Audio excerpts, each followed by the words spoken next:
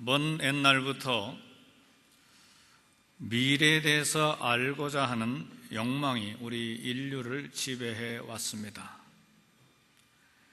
사람들은 자신의 미래를 알기 원하는 강한 욕구를 가지고 있습니다.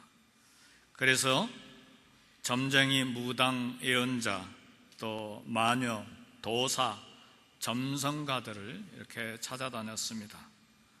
점쟁이들은 미래를 알기 위해서 점을 치는데 죽은 동물의 내장을 이렇게 살피기도 하고, 조개 껍질의 균열들을 살펴보기도 하고, 독수리가 어디로 날아가는지 이렇게 날아간 자리를 살피고, 또 별들의 위치를 읽음으로써 신의 뜻과 미래의 사건에 대해서 점을 쳤습니다. 그래서 지금도 많은 사람들이 조간신문의 띠별로 나오는 운세들을 읽기를 좋아합니다. 이것이 자신의 미래를 알고자 하는 우리 인간의 깊은 욕망의 이렇게 표현들입니다. 그렇다면 오늘 저와 여러분들의 우리 모두의 미래는 어떻게 될 것입니까? 미국의 위트워스 대학의 철학 교수인 제럴드 시처 박사는 그가 쓴 책 하나님의 뜻이라는 그런 책에서 한마디로 우리는 미래를 모른다, 우리는 미래를 알 수 없다, 알아서도 안 된다고 잘라서 말했습니다. 왜 미래를 알아서는 안 되는가? 그분의 말에 의하면 미래를 미리 알면 앞으로 경험하게 될 고난 그리고 사건 때문에 공포에 떨게 될 뿐만 아니라 미래 고난을 겪기도 전에 고난에 대한 염려와 걱정과 근심으로 삶이 일찍 끝나버릴 수가 있다.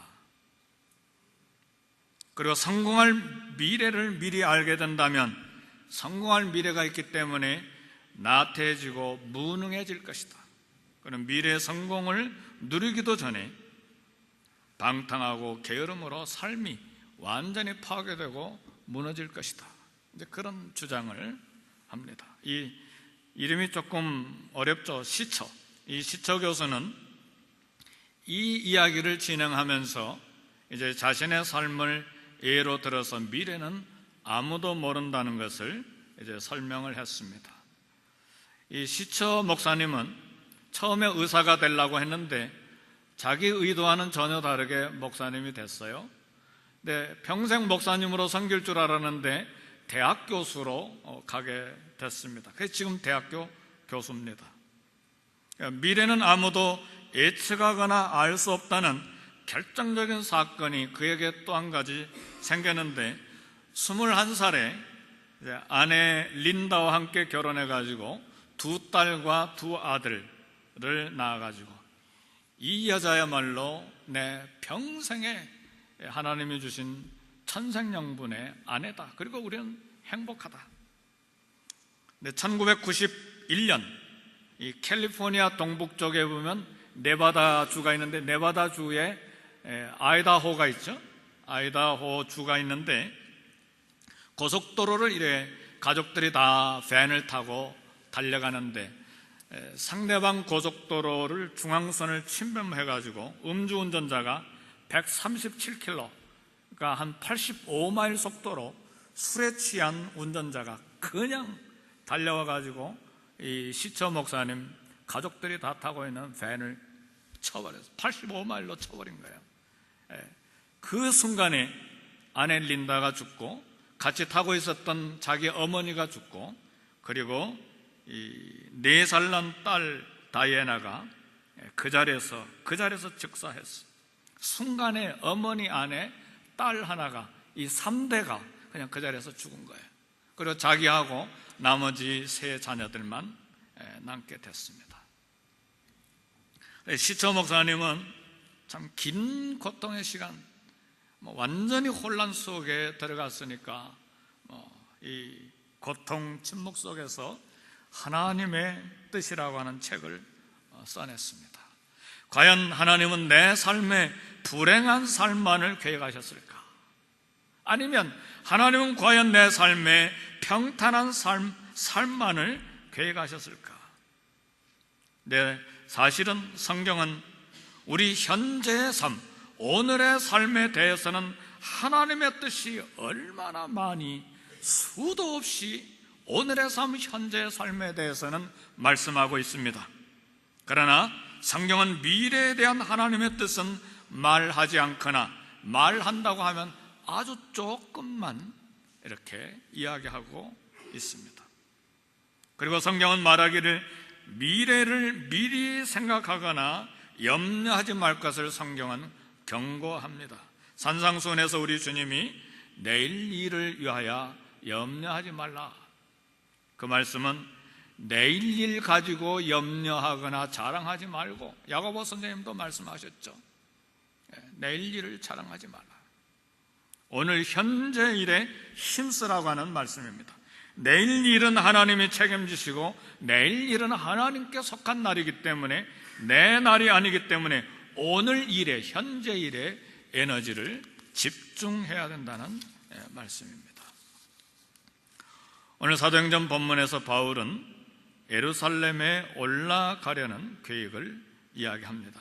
22절 23절에 보니까 보라, 이제 나는 성령에 매어 예루살렘으로 가는데 거기서 무슨 일을 당할는지 알지 못하노라. 오직 성령이 각 성에서 내게 증언하여 결박과 환난이 나를 기다린다 하시나 그랬습니다.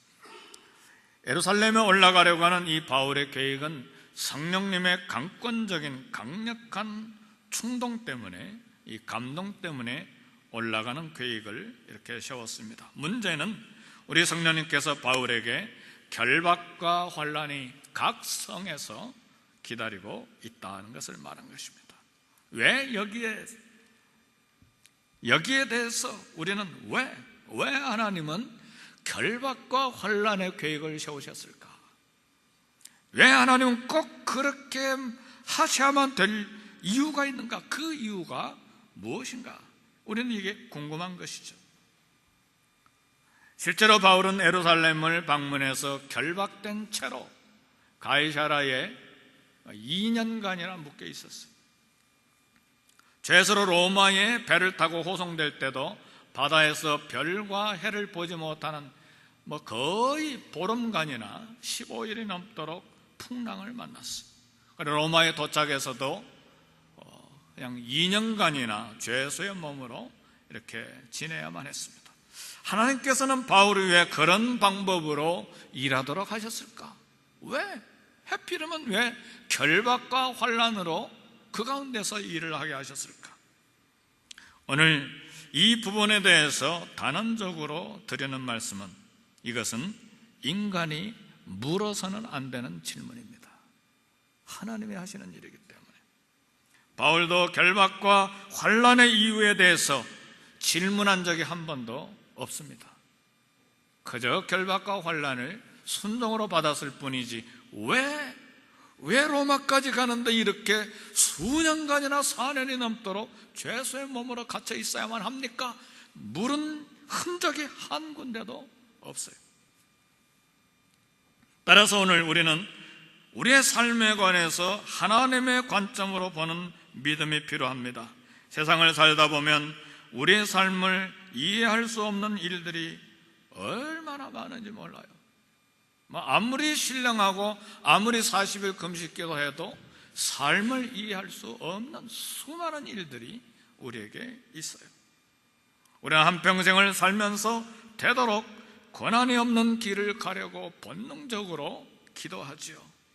그러나 많은 경우에 순조롭게 풀리고 평탄한 길을 갖는 것을 하나님의 축복으로 생각하는데, 그러지 아니한 경우가 많아요. 많은 경우에 이해할 수 없는 삶의 골짜기들이, 이해할 수 없는 목이 타는 사막이 우리 앞에 얼마나 많은지 몰라요. 그것이 질병이든 사건이든 사고든 문제든 관계 깨어짐이든 수많은 일들이 우리 앞에 있습니다. 충성된 헌신과 거룩한 삶에도 불구하고 질병이 있고 결박과 환난이 있습니다. 그러나 분명한 것은 가시밭길을 걸어가든 형통한 길을 걸어가든 하나님이 부르신 삶이라고 하는 것은 분명한 사실입니다. 여기서 우리는 한 가지 결론을 내릴 수 있는데, 하나님의 사람들이 한평생 살아갈 때에 겉모습을 보고 판단해서는 안 돼요. 우리 자신에 대해서도 현재 일어나고 있는 일들을 가지고 나를 판단하거나 또 다른 사람을 판단해서는 안 된다는 사실입니다. 겉으로 보기에 불행하고 버림받은 삶처럼 보여도 판단해서는 안 돼요. 거기에는 하나님의 뜻이 있기 때문입니다. 내 삶에 주어지는 사건들을 하나님의 눈으로 보는 하나님의 관점이 필요하다는 사실입니다. 이 하나님의 관점을 갖지 않으면 오늘 본문의 말씀을 해석할 수가 없어요. 어떻게 이 말씀을 이해할 수 있습니까? 바울이 범죄했습니까? 잘못했습니까? 예루살렘에 가져가는 헌금을 도둑질했습니까? 아니면 기도를 안 했습니까? 도대체 무슨 이유입니까? 따라서 하나님의 관점이 필요하다는 말입니다. 모든 인생은 삶의 끝에 가서 하나님이 오르셨다고 다 동의하게 될 것입니다. 따라서 살다가 손해 끼치는 사람을 만났어도 불행으로 생각해서는 안 돼요. 살다가 정말 불편하게 하는 사람을 만났어도 마음은 불편하지만 내가 운이 없구나 그런 생각해서는 안 돼요. 그러면요, 만약 그렇게 생각한다면 결혼 잘못했다고 평생 후회하게 되고, 인간관계 잘못했다고 평생 원망하거나 후회하게 되고 그렇게 되거든요. 그렇게 삶을 그런 관점으로 보서는 안 된다는 말입니다. 그 속에 하나님의 뜻이 있다는 하나님의 관점을 봐야 합니다. 그래서 사람들의 말, 사람들의 판단을 듣지 말고 하나님의 말씀을 깊게 살펴야 합니다. 어떤 사람은 순탄한 길을, 어떤 사람은 힘든 길을 걷게 하시죠. 우리 이삭과 야곱을 봐도 알 수 있잖아요. 아버지 이삭은 순탄한 길을, 야곱은 험악한 세월을, 그러잖아요. 형제 야곱은 일찍 순교를, 형제 요한은 밤모섬에까지 길게 살면서 요한계시록을 쓰고 그러잖아요. 그런 모든 것들을 어떻게 우리가 결정합니까? 어떻게 우리가 선택합니까? 그걸 가지고 우리가 어떻게 그 삶을 감히 내가 해석합니까? 하나님이 하신 일인데. 그래서 하나님의 관점을 가지고 보는 눈이 우리 신앙인들에게는 반드시 있어야 돼요. 어떤 사람에게는 많이 주시고 어떤 사람에게는 적게 주세요. 어떤 사람은 박사학위까지 받았는데도 가난하게 사는 사람이 있고, 제가 아는 어떤 사람은 고등학교 출신인데 미국에서 76번째 부유한 사람이 됐고, 고등학교 출신인데 이거 어떻게 우리가 해석합니까? 운이 좋아서 그렇게 됩니까? 하나님이 하시는 일인데. 그래서 하나님의 뜻과 섭리 앞에서 겸손한 자세를 가지고 믿음 생활을 해야 합니다. 오늘 본문을 통해서 한 가지 마음에 담아야 될 것은 바울의 결단을 본받는 것입니다. 바울은 이해할 수 없는 상황에서 결박과 환난이 기다린다는 음성을 들었는데, 바울의 결박과 환난 가운데서 바울은 왜 내게 그런 질문하지 않았어? Why me? 그런 질문하지 않았어. 단지 분명한 삶의 목표와 결단을 고백했습니다. 우리 다 같이 24절 다 같이 읽어봅시다. 시작.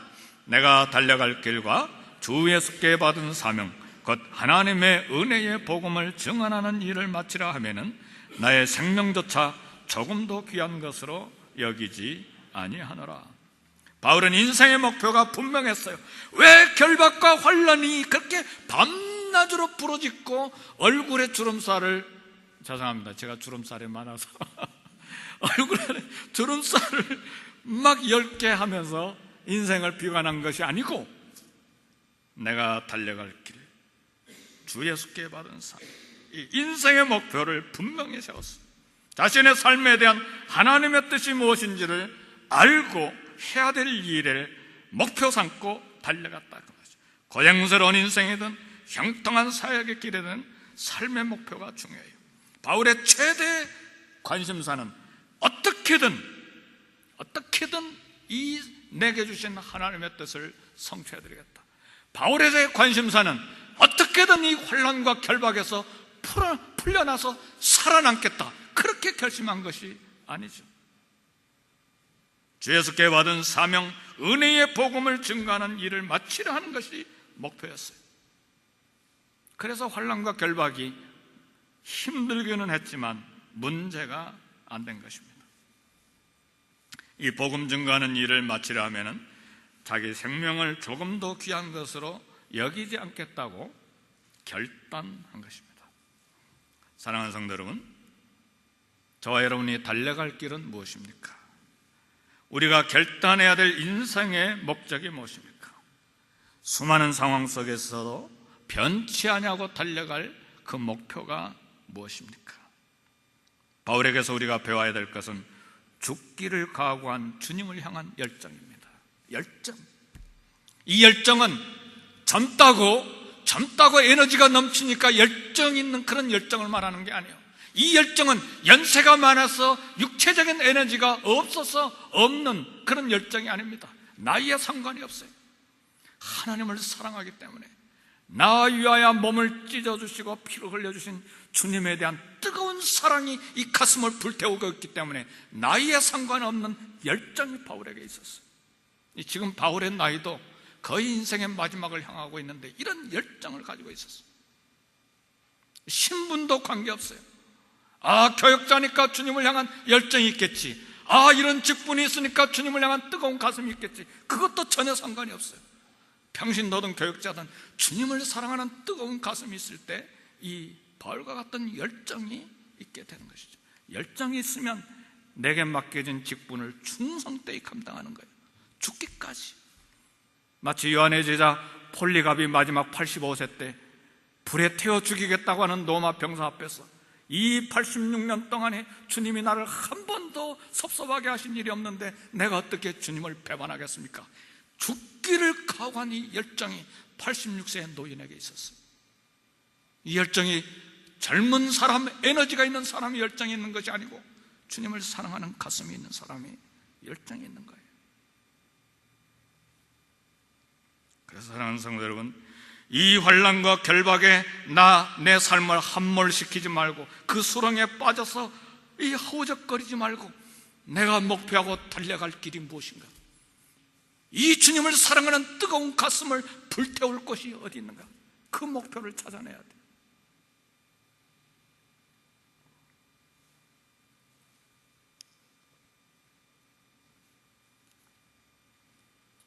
바울은 말했습니다.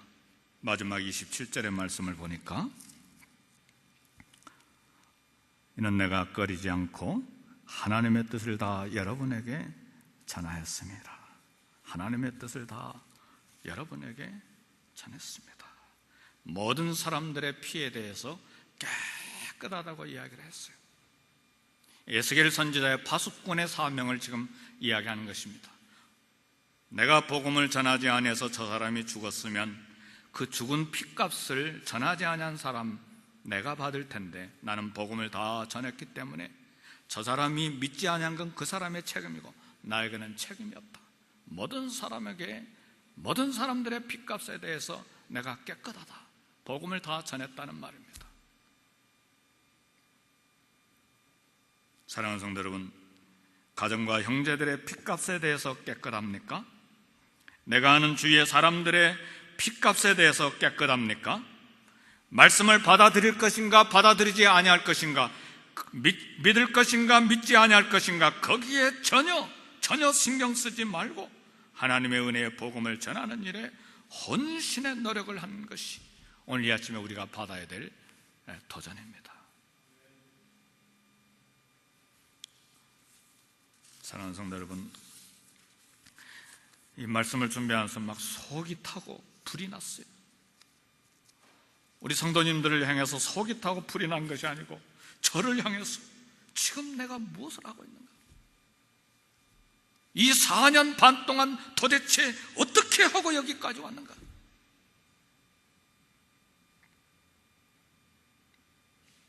저와 여러분의 삶을 향한 하나님의 뜻이 무엇입니까? 사랑하는 성도 여러분, 제가 여러분에게 책을 소개합니다. 하나님의 그 최근에 제가 읽는 책 중에 정말 좋은 책이었어요. 정말 좋은 책이에요. 하나님의 뜻. 막 이렇게 가벼운 책은 아니지만 너무 도전이 되는, 그리고 오늘의 삶에 대해서 너무나 충실하게 신실하게 살아야 될 걸 도전하는 책인데, 제럴드 시처라고 하면 성서유년에서 번역한 책인데, 여기서 이야기하는 중요한 내용을 하나 소개합니다. 어떤 방향을, 삶의 방향을 택하든지 양심에 어긋남이 없고 진실하면 하나님의 뜻 안에 있습니다. 우리 마음이 깨끗하고 동기가 순수하고 하나님 나라 의를 향한 방향이 정확하게 설정되어 있으면 어떤 방향, 어떤 선택을 하든지 간에 하나님의 뜻 안에 있어요. 주님을 사랑하고 이웃을 사랑하는 마음을 가지고 부산에서 서울로 올라가는데 하나님의 뜻은 기차로 갈 거냐, 비행기로 갈 거냐, 아니면 자동차로 갈 거냐, 전혀 자유롭습니다. 어떤 것도 하나님의 뜻이에요.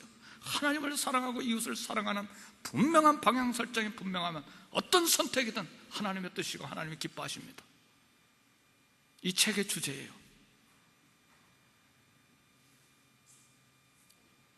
고난 중에 주님을 섬기든 순탄한 중에 주님을 섬기든 하나님을 온 마음으로 사랑한다면 모든 선택이 하나님의 뜻 안에 있습니다. 하나님께서 받으시는 하나님의 뜻 안에 있는 삶이 되는 것입니다. 우리 하나님은 절대로 저와 여러분들을 떠나시지 않습니다. 이 약속을 믿습니까? 한순간도 잊지 마세요. 하나님의 약속이에요. 수천 년 동안 우리에게 주신 약속이에요. 한순간도 절대로 떠나지 않으세요. 우리 속에 일을 시작하신 하나님께서 반드시 선한 일을 이루십니다. 하나님은 그만큼 우리에 대해서 신실하시고 충실하시고 순결하신 분하나님이세요. 분명히 이 땅의 삶은 결코 쉽지 않습니다. 오히려 예수님을 따르기 때문에 갈등이 우리 삶에 더 많이 있습니다. 그러나 내 삶의 깊은 곳에서 하나님께서는 지금도 놀라운 일을 행하고 계십니다. 우리는 미래를 몰라요. 미래를 알 수도 없어요. 알아서도 안 돼요. 일이 어떻게 될런지도 어떻게 풀릴지도 몰라요. 그러나 하나님은 모든 일을 합력해서 우리의 선을 이루어 가십니다. 이게 약속의 말씀이에요. 이 약속의 말씀 하나 붙들고 이 땅을 살아가는 것이죠. 그러므로 모든 사건에 대한 궁금증이 우리에게 여전히 있지만 하나님께서 우리에게 복 주실 것이라고 하는 확신이 우리에게 있습니다. 이 확신 가운데 예수님을 전하는 일에 전심을 다하는 것이 내 삶을 향한 하나님의 뜻이에요. 주님을 뜨겁게 사랑하는 열정을 가지고 복음을 전하는 것이 오늘 나를 향한 저와 여러분을 향한 하나님의 뜻입니다. 성찬식에 참여하겠습니다. 분병위원 나와주시면 감사하겠습니다.